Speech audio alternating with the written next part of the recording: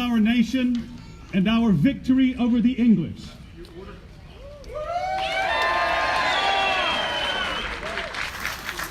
I cannot think of a better time for us to come together as a community to hear the words that stirred our hearts as we fought this good fight.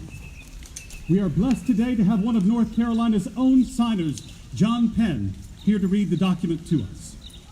Mr. Penn, we are truly honored that you would join us here today. Oh, it's my pleasure. It's an honor to be asked to come and even read the Declaration. Where before these words were a statement of grievances to the King of Great Britain, today it is a sign and a testament to the world that a free people can pass through the fires of tribulation and come through belonging to no one but themselves.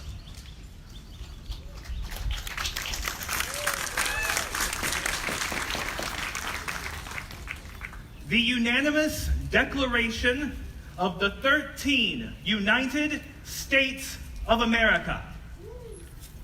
When, in the course of human events, it becomes necessary for one people to dissolve the political bands which have connected them with another, and to assume among the powers of the earth the separate and equal station to which the laws of nature and of nature's God entitle them, a decent respect to the opinions of mankind requires that they should declare the causes which impel them to separation. We hold these truths to be self-evident, that all men are created equal, that they are endowed by their Creator with certain unalienable rights, and that among these are life, liberty, and the pursuit of happiness. That to secure these rights, governments are instituted among men, deriving their just powers from the consent of the governed.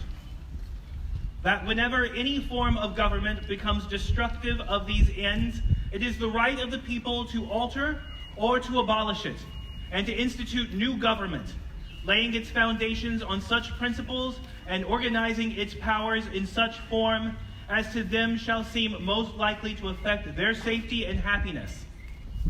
Prudence indeed will dictate that governments long established should not be changed for light and transient causes, and accordingly all experience has shown that mankind are more disposed to suffer while evils are sufferable than to right themselves by abolishing the forms to which they are accustomed. But when a long train of abuses and usurpations, pursuing invariably the same object, evinces a design to reduce them under absolute despotism, it is their right, it is their duty to throw off such government and to provide new guards for their future security. Such has been the patient sufferance of these colonies, and such is now the necessity which constrains them to alter their former systems of government. The history of the present King of Great Britain is a history of repeated injuries and usurpations, all having in direct object the establishment of absolute tyranny over these states. To prove this, let facts be submitted to a candid world. He has refused his assent to laws the most wholesome and necessary for the public good. He has forbidden his governors to pass laws of immediate and pressing importance unless suspended in their operation till his assent should be obtained. And when so suspended, he has utterly neglected to attend to them. He has refused to pass other laws for the accommodation of large districts of people unless those people would relinquish the right of representation in the legislature, a right inestimable to them and formidable to tyrants only. He's called together legislative bodies at places unusual, uncomfortable, and distant from the depository of their public records for the sole purpose of fatiguing them into compliance with his measures. He has dissolved representative houses repeatedly for opposing with manly firmness his invasions on the right of the people. He has refused for a long time, after such dissolutions, to cause others to be elected, whereby the legislative powers, incapable of annihilation, have returned to the people at large for their exercise. This state remaining in the meantime exposed to all dangers of invasion from without and convulsions within.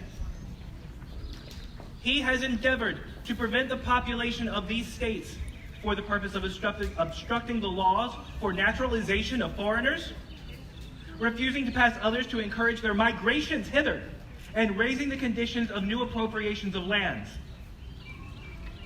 He has obstructed the administration of justice by refusing his assent to laws for establishing judiciary powers. He has made judges dependent on his will alone for the tenure of their offices and the amount of payment for their salaries. He has erected a multitude of new offices and sent hither swarms of officers to harass our people and eat out their substance. He has kept among us in times of peace standing armies without the consent of our legislatures. He is affected to render the military independent of and superior to civil power. He has combined with others to subject us to a jurisdiction foreign to our Constitution and unacknowledged by our laws, giving his assent to their acts of pretended legislation. For quartering large bodies of armed troops among us, for protecting them by a mock trial from punishment for any murders which they should commit on the inhabitants of these states, for cutting off our trade with all parts of the world, for imposing taxes on us without our consent, for depriving us in many cases of the benefits of trial by jury, for transporting us beyond seas to be tried for pretended offenses, for abolishing the free system of English laws in a neighboring province, establishing therein an arbitrary government, and enlarging its boundaries so as to render it at once an example and fit instrument for introducing the same absolute rule to these colonies, for taking away our charters, abolishing our most valuable laws, and altering fundamentally the forms of our governments, for suspending our own legislatures and declaring themselves invested with power to legislate for us in all cases whatsoever. He has abdicated government here by declaring us out of his protection and waging war against us. He has plundered our seas, ravaged our coasts, burnt our towns, and destroyed the lives of our people. He is at this time transporting large armies of foreign mercenaries to complete the works of death, desolation, and tyranny already begun with circumstances of cruelty and perfidy scarcely paralleled in the most barbarous of ages and totally unworthy of the head of a civilized nation.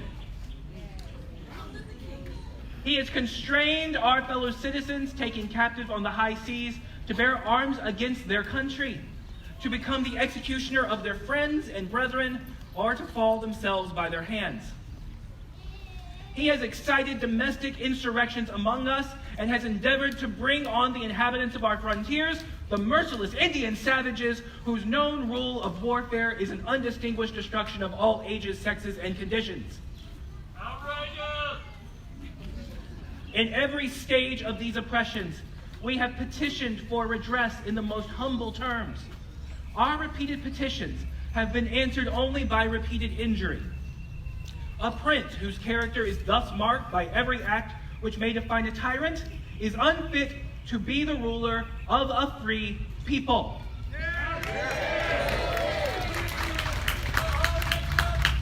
Nor have we been wanting in our attentions to our British brethren.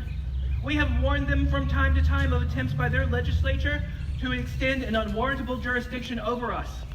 We have reminded them of the circumstances of our immigration and settlement here. We have appealed to their native justice and magnanimity, and we have conjured them by the ties of our common kindred to disavow these usurpations, which would inevitably interrupt our connections and correspondence. They too have been deaf to the voice of justice and of consanguinity. We must therefore acquiesce in the necessity which denounces our separation and hold them as we would hold the rest of mankind, enemies in war, in peace, friends.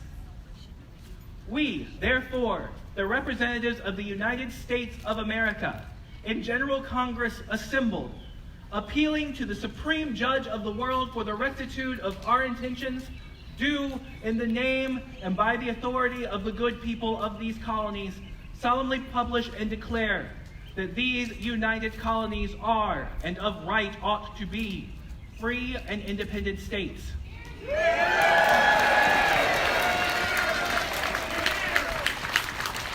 That they are absolved from all allegiance to the British Crown, and that all political connection between them and the state of Great Britain is and ought to be totally dissolved.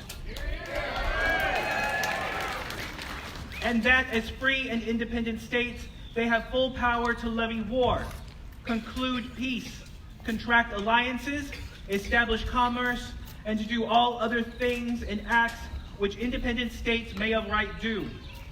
And for the support of this declaration, with a firm reliance on the protection of divine providence, we mutually pledge to each other our lives, our fortunes, and our sacred honor.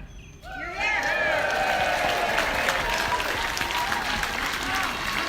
cheers for independence! Hip hip! Hip hip! Hip hip! It is my hope that the sentiments contained within these words would resound throughout the ages. Let us never forget the great price paid by those who fought to ensure that we could stand here today victorious and free. Thank you again, Mr. Penn. I do hope you and your family enjoy your visit in our capital. We fully intend to, and I look forward to being among you all, not as a leader of the people, but as a fellow American. Hear, hear. I can think of no better way to start the celebration than with the music that stirred our hearts during this most recent conflict. It will be followed after by a firing demonstration by the 1st North Carolina on the South Lawn. Gentlemen.